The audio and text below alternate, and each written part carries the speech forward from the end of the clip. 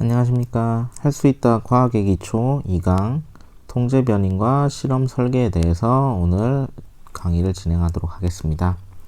자, 먼저 통제 변인이라는 거는 변인이기 때문에 variables가 맞는데 앞에 통제가 되어 있으니까 control이 이렇게 붙습니다. 그래서 통제 변인이라는 건요, 실험에서 변할 수 있는 요인을 일정하게 통제를 해준다라는 의미입니다. 예를 들어 볼게요. 빨래가 마르는 조건에 대해서 이제 할 건데요. 잠재적으로 온도가 뭔가 영향을 미칠 것이다 라고 판단을 했습니다. 그러면은 이제 빨래를 잘 마르는 조건을 찾기 위해서 온도라는 것들을 변화시키겠죠. 그럼 A라는 그룹에서는 뭐 예를 들어서 5도씨이고요. B라는 환경에서는 10도씨라고 하면요, 온도가 어떤 게 되나요? 독립 변인으로 작용을 하겠죠.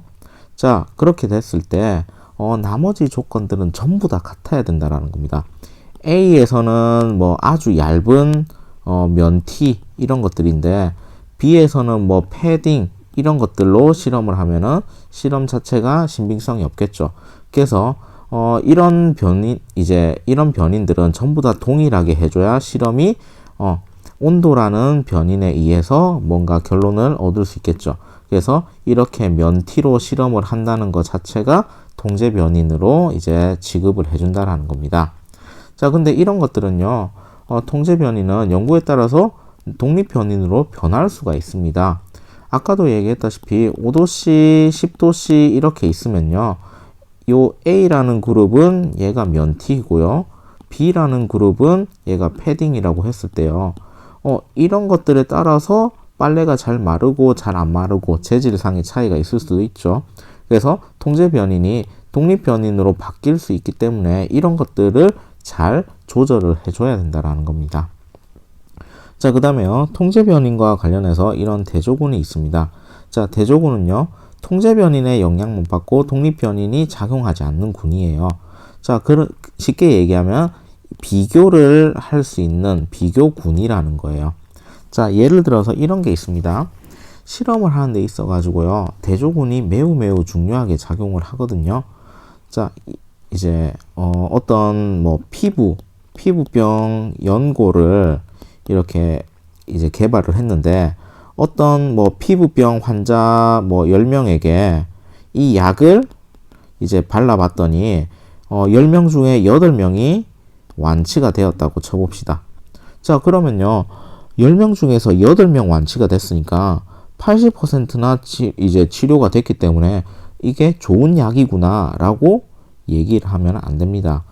왜 그러냐면요, 똑같은 이제 피부병에 걸린 환자 10명을 이제 했는데 이 약을 바르지 않고 그냥 일주일 동안 가만히 놔뒀다. 그랬더니 10명이 완치가 됐다. 그렇게 되면은 이 약은 도대체 그냥 가만히 놔둬도 100% 낫는데 이 약은 이 병을 낫는데 도움을 준 게 아니고 오히려 악영향을 미쳤죠. 그렇기 때문에 요렇게 이제 비교할 수 있는 그룹이 있어야 되기 때문에 이런 것들을 대조군이라고 하고요. 대조군이 없으면요, 실험의 효과에 대해서 어떻다 저떻다 얘기를 할 수가 없습니다. 그렇기 때문에 대조군이 가장 중요합니다. 자, 근데요, 참고로 얘기해서 실험군은 이렇습니다. 내가 이제 독립 변인을 통해 가지고 내가 조건들을 바꿔주는 군들을 실험군이라고 합니다. 그래서 실험을 한다라는 것들은 이 실험군들을 대상으로 하죠. 뭐 뉴스 같은데 이런데 보면은 이렇게 쥐 같은데 뭐 주사기 찌르면요, 얘가 속해 있는 군이 실험군, 이런 것들이 된다는 겁니다. 자, 그러면요, 앞에서 독립 변인, 종속 변인, 그 다음에 통제 변인까지 배웠는데 그러면 실험을 어떻게 설계를 하는지에 대해서 간단히 보도록 합시다. 자, 실험 주제를 그냥 인위적으로 잡아봤습니다.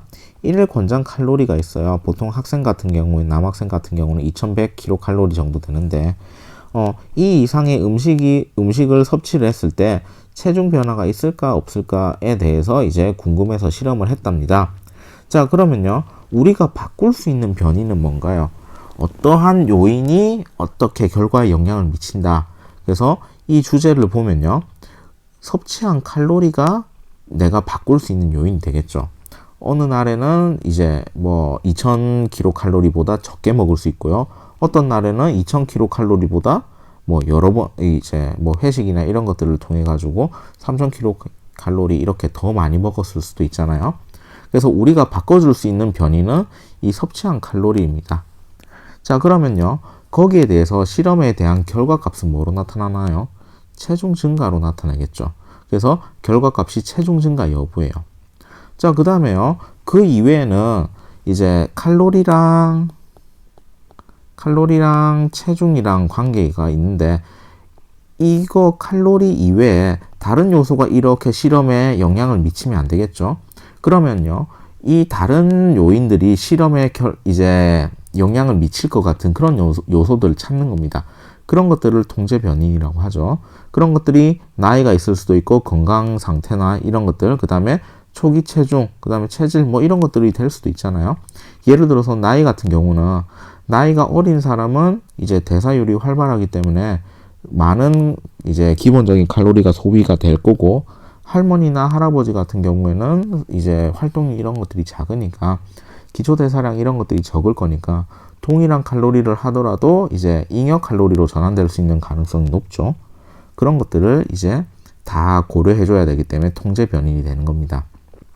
자, 그러면요, 내가 실험군을 이런 식으로 정했으면요, 반드시 실험군보다 더 중요한 게 대조군입니다. 왜 그러냐면 이 실험에 대해서 효과를 입증을 해야 돼. 입증을 비교를 할 수 있는 군이 대조군이기 때문에 그렇습니다. 그래서 대조군은 그냥 인위적으로 이렇게 설정을 해봤습니다. 권장 칼로리만큼 섭취를 일단은 해야 될 거고요. 그 다음에 제일 좋은 게 이제 사람을 통해서 이제 하는 실험은요, 일란성 쌍생아 이런 것들을 제일 선호합니다. 유전적 조성이 거의 동일하기 때문에 그렇습니다. 환경적 요인. 자, 그래서요, 대조군은요, 이런 일란성 쌍생아를 이제 대상으로 하는데, 그러면은 뭐 A라는 이제 형제, B라는 형제 이렇게 있으면요, A라는 형제에 실험을 하고 B라는 거는 이제 컨트롤, 대조군으로 이제 놓으면 되겠죠. 자, 그렇게 했을 때요, 그러면 일란성 쌍생아를 이제 설정을 했을 때 나이, 건강 상태, 체중, 체질 이런 것들이 거의 비슷해져 가죠. 그렇기 때문에 얘가 대조군으로 매우 좋다라는 겁니다. 자, 그래서요, 실험을 설계하는 데 있어서요, 요 통제 변인, 요걸 찾는 게 매우 중요합니다. 자, 뭐 외생 변수 이런 식으로 해가지고 실험을 내가 했는데 오차가 생겼어요. 근데 그 오차가 내가 생각한 통제 변인 이런 것들을 통해 가지고 들어온 거는 이해가 되겠는데, 그걸로도 설명이 안 되는 오차 같은 게 있습니다. 그런 것들은 이제 문제가 뭐냐면 통제 변인을 전부 다 찾지 못한 겁니다. 뭐 체질 말고도 어떤 요소, 그거 말고도 또 어떤 요소가 영향을 미칠 수 있는데 이런 것들을 다 똑같이 만들지 않았다라는 겁니다.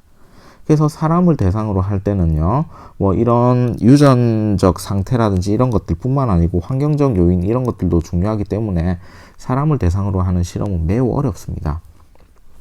자, 그래서요, 실험 설계할 때 유의사항 이런 것들을 좀 보면요, 사람을 대상으로 할 때 제일 힘든 게 뭐냐면 플라시보 이펙트입니다. 이게 위약 효과라고 하는데요, 요런 것들입니다. 암 환자를 대상으로 이제 실험을 할 건데, 그냥 비타민제를 주고도 이게 새로 개발한 암 치료제입니다 라고 주면은 이 위약 효과 때문에 약 효과 있는 것처럼 판명이 되는 이런 것들을 주의해야 됩니다. 왜 그러냐면 인간은 심리적으로도 영향을 받기 때문입니다. 그래서요, 이런 것들을 이제 보완하기 위해서 이중 맹검이라는 걸 합니다. 실험자가 자기가 어떤 실험을 받는지 아예 모르도록 하는 테스트를 이중 맹검입니다. 그래서 사람을 대상으로 한 뭐 약에 대한 그런 실험, 이런 것들은 이제 돈이 많이 들고 시간이 많이 걸리고 이제 그 약을 테스트 받는 환자들이 많아야 되는 이유가 이 이중 맹검이라는 것들을 충족시키기 위해서 많이 필요하다는 겁니다. 그 다음에요, 대조군 설정, 이게 매우 중요합니다. 그래야 내 실험이 결과가 이렇다 저렇다라고 비교할 수 있기 때문에 그렇습니다. 자, 그래서 오늘은 통제 변인과 실험 설계에 대해서 공부해 봤습니다. 감사합니다.